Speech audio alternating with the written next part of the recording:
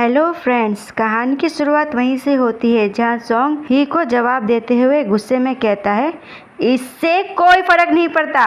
और ऐसा कहते हुए वह टर्न होता है और गुस्से में बाहर की तरफ चला जाता है और उसे रोकते हुए ली कहता है, जुहान। पर वो उसकी बात नहीं सुनता और दरवाजा जोर से बंद करके चला जाता है और ही वहीं पे खड़ा रह जाता है। और फिर मन में कहता है, आखिर मैंने उसे पलट के जवाब क्यों दिया, और वैसे भी वो यहाँ बहुत ही मुश्किल से आता है। मुझे इस बात को अपने अंदर ही रखना चाहिए था। आफ्टर ऑल ऐसा नहीं है कि मुझे ये नहीं पता कि आखिर सॉन्ग जुहान किस तरह का इंसान है। और फिर अचानक ही की नज़रें फ़ोन पे जाती है जो कि सॉन्ग जुहान का होता। वो इसे यहाँ पे भूल गया होता है और ही उसे देख के कहता है, ये फ़ोन। और फ़ोन को हाथ में उठाते हुए कहता है मन में, वो हमेशा से ही इतना भुलक्कड़ रहा है, बल्कि वो अपने फ़ोन को भी भूल के चला गया है। और फिर ही फ़ोन पे कुछ क्लिक करता है। वो सियाओ को मैसेज कर रहा होता है कि सॉन्ग जिहान अपना फ़ोन मेरे जगह पे भूल गया है, और फिर मैसेज को सेंड कर देता है। और फिर वह अपने मन में कहता है, फ़ोन को जेब में रखते हुए, मुझे अब काम करना चाहिए, कम से कम इस चीज़ से मेरा ध्यान इस बात से हट तो जाएगा। फिर हम देखते हैं कि लिफ्ट खुलती है और ही अपनी टाई को ठीक करते हुए बाहर निकल रहा होता है और उसके पॉकेट में फ़ोन रिंग कर रहा होता है। फिर फ़ोन को देखता है, फ़ोन जियाओ का होता है। फिर वह फ़ोन उठा के कहता है, हेलो जियाओ सॉन्ग। पर फ़ोन पे दूसरी तरफ सॉन्ग होता है। वह दीवार के सहारे खड़े होते हुए गुस्से में ही से कहता है, आखिर तुम्हारी हिम्मत कैसे हुई मेरा फ़ोन न उठाने के लिए। और फिर ही उससे कहता है, मैं एलिवेटर में था, वहाँ पे सिग्नल नहीं थी। फिर सॉन्ग अब फ़ोन को फेंक के जियाओ को पकड़ा देता है और फिर जियाओ उससे बात करता है, ही गु गे, हम लोग डिसेंट फिल्म सीटिंग में है, मुझे माफ़ करना, पर हम वाकई में यहाँ से बाहर नहीं जा सकते। क्या आप हैंगे का फ़ोन यहाँ पे लेके आ सकते हो प्लीज़। और हमें बताया जाता है कि गे अपने से बड़े भाई को कहा जाता है, या फिर अपने से बड़े किसी भी इंसान को कह सकते हैं। ये पोलाइट तरीका होता है। ये एक तरीके से बिग ब्रदर कहने के जैसा ही है। और फिर ही उससे कहता है, अरे कोई बात नहीं, मैं अपने असिस्टेंट को ये तुम्हें देने के लिए भेज दूँगा। और फिर जियाओ कहता है, हाँ ठीक है, जब आप अपने असिस्टेंट को यहाँ भेज देंगे तो मुझे फ़ोन कर देना, मैं उससे वर्क आईडी बता दूंगा। और सॉन्ग गुस्से में चिल्लाते हुए कहता है, उन लोगों की बात सुन के उसे कहो वो खुद यहाँ पर आए। तुम मेरा फ़ोन किसी अनजान असिस्टेंट को दे रहे हो, क्या तुम मुझसे मजाक कर रहे हो। और ये बात सुन कर के सियाओ कहता है, ही गुगे। और ही उससे कहता है, चलो मैं आता हूँ। और जियाओ कहता है, थैंक यू वेरी मच। फिर ही अपने वॉच में देखता है और फिर मन में कहता है, dashing film city 6th ring में है और वहाँ जाना ऐसा है जैसे कि पूरी राजधानी को पार करना। और मैं वाकई में आशा करता हूँ कि इस समय तो वहाँ पे कोई ट्रैफिक जाम ना ही हो। और फिर हमें बताते हैं 6th रिंग के बारे में। बीजिंग में 5 सर्कुलर हाईवे हैं जिन्हें 2nd रिंग और 6th रिंग कहा जाता है। 2nd रिंग शहर के केंद्र के चारों तरफ है और 6th रिंग शहर के बाहरी तरफ है। फिर हम देखते हैं कि सियाओ ही को स्टाफ पास देते हुए कहता है, ही गुगे हैंगे कमर्शियल शूटिंग कर रहे हैं, क्या आप उन्हें देखना नहीं चाहते हैं। और ही उसे कहता है, मुझे नहीं लगता कि वहाँ देखने के लिए कुछ है, अगर मैं वहाँ गया तो मेरे वजह से शायद तुम्हें परेशानी हो सकती है तुम्हारे काम में। और फिर सियाओ फ़ोन लेते हुए कहता है मुस्कुराते हुए, नहीं ऐसा नहीं है, और एक्चुअली में कहा जाए तो ये बहुत ही मज़ेदार है, बस आप थोड़ी देर के लिए यहाँ आइए और देखिए कि ये कैसा लग रहा है। पर ही को उसकी बातें कुछ समझ नहीं आती। और फिर सियाओ कहता है अपने सर में स्क्रैच करते हुए, आपके और हैंगे के बीच में थोड़ा आर्ग्यू हुआ है ना, इसी वजह से हैंगे आज बहुत ही बुरे मूड में है और आप अंदर जाके उन्हें मना क्यों नहीं लेते। अगर आपने ऐसा नहीं किया तो वे ठीक से काम नहीं कर पाएंगे। और जियाओ की बात सुन कर के ही कहता है उससे, मैं लोगों को मना नहीं पाता और हमारे बीच में कोई आर्ग्यू नहीं हुआ है। और ही की ये बात सुन कर के जियाओ कहता है, अच्छा तो तब ध्यान से गाड़ी चलाना और ही उससे कहता है उसके कंधे पे टैप करते हुए ठीक है। और फिर जियाओ ही से कहता है बाय करते हुए और फिर वो उससे कहता है थैंक्स फॉर ट्रबल और जियाओ उसे बाय करता है। ही वापस जा रहा होता है, फिर उसके फ़ोन में रिंग बजती है और ये फ़ोन जियाओ का ही होता है। वो रोते हुए उससे कहता है ही गूगे, मैंने हैंगे से कहा कि तुमने फ़ोन दे दिया है और तुम चले गए हो वापस। और ये सुनकर के वो बहुत ही ज़्यादा गुस्से में है और वो चाहते हैं कि आप वापस आ जाएं अभी प्लीज़। और उसकी ये बात सुनकर के ही उससे कहता है ठीक है मैं वापस आता हूँ। और फिर जियाओ खुश होते हुए दरवाज़ा खोलते हुए सॉन्ग से कहता है हैंगे ही गूगे आ गए हैं। और उसकी बात सुनकर के सॉन्ग कहता है जो कि तैयार हो रहा होता है और फिर ही उससे कहता है जुहान।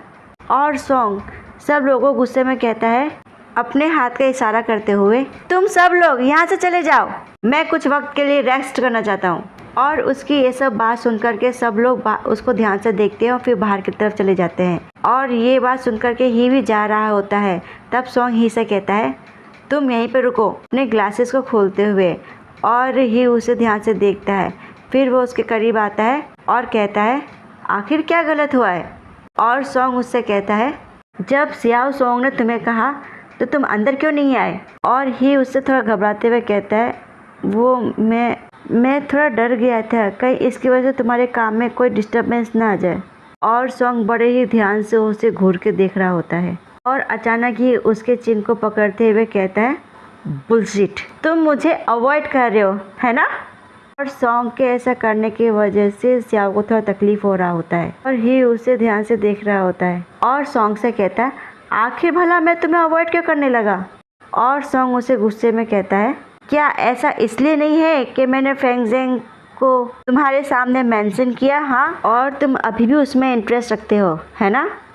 और फिर ही उससे कहता है तुम क्या बोले जा रहे हो, हम इतने सालों से संपर्क में ही नहीं थे और मुझे नहीं लगता कि तुम्हें ये कहना चाहिए कि मुझे उसमें इंटरेस्ट है। और ऐसा ही अपने फेस को टर्न करते हुए कहता है। और फिर सॉन्ग उसकी बातों से चिढ़ते हुए गुस्से में उससे कहता है क्या तुम मेरे साथ लड़ाई करना चाहते हो तो चलो। और वे ही को पीछे धक्का दे देता है, ही जाके कुर्सी में बैठ जाता है। और फिर सॉन्ग चेयर के बीच में पैर रखते हुए ही से कहता है तुम मुझसे इस लहजे में बात मत करो जैसे कि ऐसा लग रहा है कि मैं परेशानी खड़ा कर रहा हूँ, वो भी बिना बात के। और फिर ही अपने कपड़े में पैर करते हुए साफ करता है और फिर कहता है मन में मैं इसे बहुत ही अच्छी तरह से समझता हूँ और इससे कोई फ़र्क नहीं पड़ता कि आज उसके दिल में गुस्से की वजह आखिर है क्या। अगर ये इस गुस्से को सही तरीके से बाहर नहीं निकालता है तो इसका खामियाजा हर किसी को भुगतना पड़ेगा। और फिर सॉन्ग अपने पैरों से टेबल पे ठोकर मारता है और टेबल पे रखे सारे सामान इधर उधर बिखर जाते हैं। और सॉन्ग चिल्लाते हुए कहता है क्या तुम मर चुके हो और क्या तुम कुछ अच्छा नहीं कह सकते या कम से कम मुस्कुरा नहीं सकते। यहाँ तक कि जिन औरतों पे मैं पैसे खर्च करता हूँ वो भी तुमसे ज़्यादा ये जानती है कि तुम्हारी मुझे क्या ज़रूरत है। और सॉन्ग का ऐसा गुस्सा देख के ही उससे कहता है मैं, और उसके तरफ हाथ बढ़ाते हुए कहता है जुहान मैं गलत था, मुझे माफ़ कर दो, प्लीज़ गुस्सा मत करो। और जुहान उसके तरफ देखते हुए गुस्से में कहता है टेक ऑफ योर पैंट्स। ये सुनकर के ही कुछ नहीं कह पाता, उसका मुंह खुला का खुला रह जाता है। वो उसे देखता है और ही मन में कहता है लेकिन ये तो लाउंज है और बाहर बहुत सारे लोग हैं। और जुहान अपने कपड़े खोलते हुए कहता है इसे खोलो, तुम लोगों को मना तो नहीं सकते, कम से कम उन्हें शांत करना तो सीखना चाहिए तुम्हें। और ऐसा कहते हुए सॉन्ग अपने कपड़े भी खोल रहा होता है और ही घबराते हुए नीचे की तरफ देखती है। वो उससे कहता है पहले तुम डोर लॉक कर दो। और सॉन्ग डोर को लॉक कर देता है और पीछे की तरफ मुड़ के ही को देखता है। ही खड़ा होता है और अपने कपड़े खोलने लगता है। इस नालायक सॉन्ग को शांति नहीं मिलती, वो उसे अपने तरफ खींच लेता है और ही से कहता है ये अच्छी बात है कि तुमने अभी तक उसके साथ ये कुछ भी नहीं किया, इस वजह से तुम्हारे पास इस चीज़ की तुलना करने के लिए कुछ भी नहीं है। और फिर उसके करीब आके उससे कहता है नहीं तो मैं तुम्हें ये दिखा सकता था कि मैं हर चीज़ में उससे कितना बेहतर हूँ। और ही भी उसकी बात बड़े ध्यान से सुन रहा होता है। उसे बहुत ही अजीब लगता है और फिर वह अपने मन में सोचते हुए कहता है दुखी होके, मत सोचो, कुछ भी मत सोचो, मुझे बस इसका साथ चाहिए, तो मुझे इसकी कीमत चुकानी होगी और ये एकदम फेयर है। और फिर हम देखते हैं कि ही सोफे में थका हुआ बैठा होता है और सॉन्ग अपने कपड़े पहन रहा होता है और फिर ही के पास आके उसके चेहरे को पकड़ के कहता है, तो क्या ये तुम्हें अच्छा लगा? और ही उससे कुछ नहीं कह पाता, बस वो उसको ध्यान से घूर के देखता ही रहता है। और फिर सॉन्ग उसके चेहरे पे टैप टैप करके कहता है शॉक होते हुए, मैं तुमसे एक क्वेश्चन पूछ रहा हूँ। और ही अपने फेस को टर्न करते हुए कहता है हाँ। और फिर सॉन्ग मुस्कुराता है और ही को एक किस करता है और फिर कहता है वेरी गुड। फिर स्टाइल से खड़ा होकर कहता है मेरे लिए भी ये बहुत अच्छा है।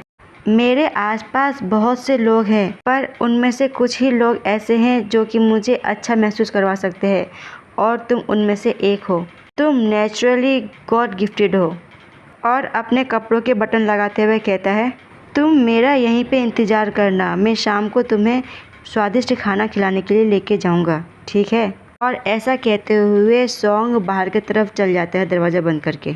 उसके जाने के बाद ही अपने सर को सोफे पे रख देता है और अपने सर पे हाथ रखते हुए कहता है मन में, मुझे पता है कि मैं चीप बन गया हूँ, पर ऐसा नहीं है कि मेरे चीप होने से किसी को इतनी बड़ी परेशानी हो रही है। और कहता है मैं ऐसा करके खुश हूँ। और फिर अपनी आंखें बंद करके सोचते हुए मन में कहता है, मैं लगभग 30 साल का हो चुका हूँ और भले ही मैं चीप हो रहा हूँ लेकिन ये कुछ और सालों के लिए ही है। मैं बस सॉन्ग के साथ अपने हर मिनट हर लम्हे का आनंद लेना चाहता हूँ, इससे पहले कि वो मुझसे ऊब जाए।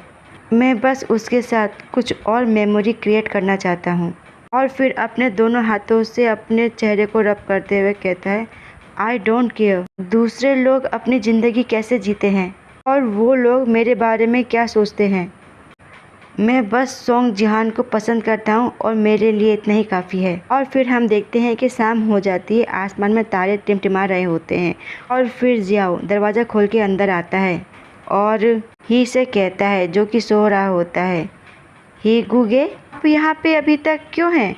ही अपनी आंखें को रब करते हुए कहता है, जुहान ने मुझसे कहा था कि मैं उसका इंतज़ार करूँ यहाँ पे।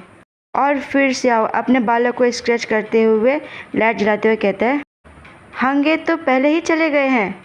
वे बाकी क्रू के साथ डिनर करना चाहते थे और मैं सामान पैक करने के लिए पीछे रुक गया हूँ। और सियाओ की ये बात सुन करके हमारा बेचारा ही बस पॉज हो जाता है।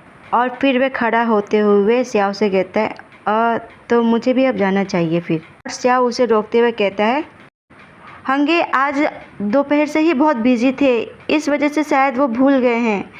चलिए मैं आपको डिनर ट्रीट करता हूँ। और हमारा बेचारा ही उससे कहता है, जो कि काफ़ी दुखी होता है दरवाज़ा खोलते हुए, नहीं इसकी ज़रूरत नहीं है, तुम भी घर जाओ और आराम करो। और सियाओ ही से कहता है, ही गूगे आपके लिए ये बहुत कठिन रहा होगा। और अचानक ही का पॉकेट में रिंग करता है फ़ोन और ही उसे बाहर आके उठाता है और कहता है हेलो। आवाज़ आती है, ही गू ये मैं हूँ फेंग जेन। फिर हम देखते हैं कि ही आता है एक बैग को अपने हाथ में लिए। फेंग जेन सामने खड़ा होता है और फेंग जेन उससे गले मिलते हुए कहता है, हे ही गू।